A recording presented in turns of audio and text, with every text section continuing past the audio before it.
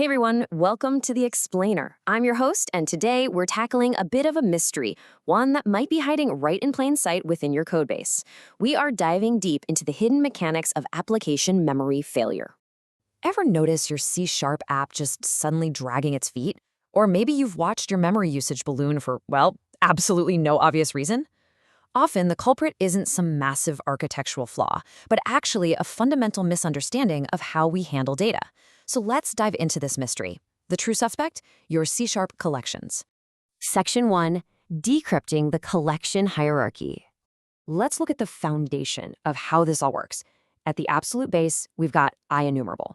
From there, we step down a layer to ICollection, which gives us standard operations like add, remove, and count.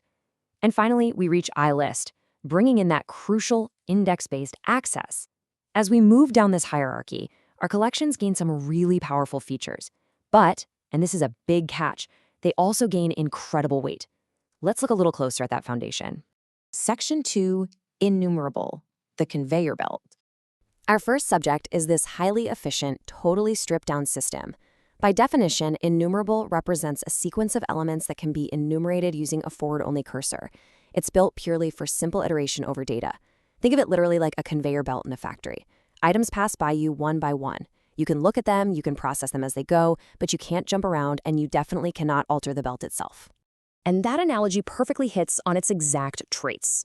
It gives you read-only access. It uses a forward-only cursor, making it your best friend for a simple for-each loop. But remember, it does not allow direct indexing, and you absolutely cannot modify the collection while you're looping through it. It's lightweight, it's fast, and it is incredibly strict. Section 3. IList, the parking lot. Now, let's transition our investigation to a much heavier, fully materialized collection type. IList inherits from ICollection, adding index-based access and manipulation. Unlike our conveyor belt, IList demands some serious physical memory space. Think of it as a massive parking lot. Every single car or item has an exact designated address. You want to jump straight to parking spot number 5? Swap a car? Remove one entirely? You can do it instantly. But to do that, you have to pave that entire parking lot in your system's memory first. So it's all about the trade-offs, right? A list gives you that heavy utility. You get lightning-fast, index-based access, you get dynamic resizing, you can add, remove, insert, and sort to your heart's content. But that power comes at a severe cost. Every bit of that data is fully loaded into application memory. Because of that massive footprint, it really is best reserved for smaller datasets. So here's the ultimate contrast. We've got our lightweight conveyor belt, IEnumerable, versus our heavy, fully paved parking lot, IList. Honestly, mixing these up, using the wrong one at the wrong time, is exactly how applications end up crashing. Which brings us to Section 4, Memory Allocation Death Traps. This is where we get into the really dangerous territory of code optimization.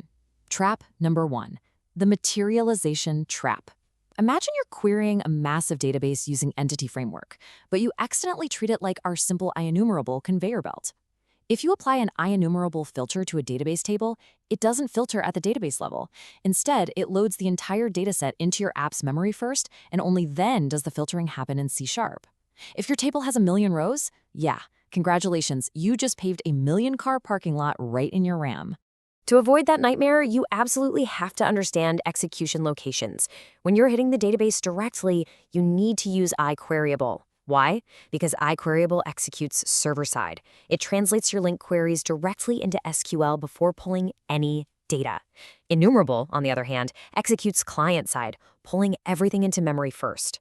Treating a massive database like an in-memory collection is a guaranteed way to freeze your app. Okay, let's look at trap number 2. In older, non-generic collections like ArrayList, you could actually mix and match data types. Super flexible, right? Well, under the hood, value types had to be wrapped or boxed into objects. And as the source material warns us, frequent boxing can lead to excessive garbage collection, slowing down performance. And this is exactly why modern C# developers stick to generics. The old non-generic collections require all that boxing and unboxing, which means the garbage collector is constantly interrupting to clean up those temporary wrappers. Generic collections like a ListT are type-safe. They store items in their native form, completely bypassing that excessive garbage collection and keeping things running buttery smooth. All right, on to trap number 3. Remember when I said our conveyor belt was strict? Look what happens in a standard for each loop. If you're iterating over a list of integers, but inside that loop you try to call list.add4, you're basically trying to pave the parking lot while the conveyor belt is actively running. The result? An immediate invalid operation exception. You just can't modify a collection while you're actively iterating over it. Section 5. Optimizing the code matrix. So, we know the traps. How do we actually optimize this so our apps stay responsive and our memory footprints stay low? The secret weapon here is asynchronous streams, specifically IEnumerable. Think of this as a smart, non-blocking upgrade to our basic conveyor belt. Instead of grabbing all the values at once or blocking the execution thread while waiting for a slow network API or database, IEnumerable fetches data piece by piece. You just consume it using an await for each loop, which keeps your application totally responsive without overloading your memory. It's a real game changer.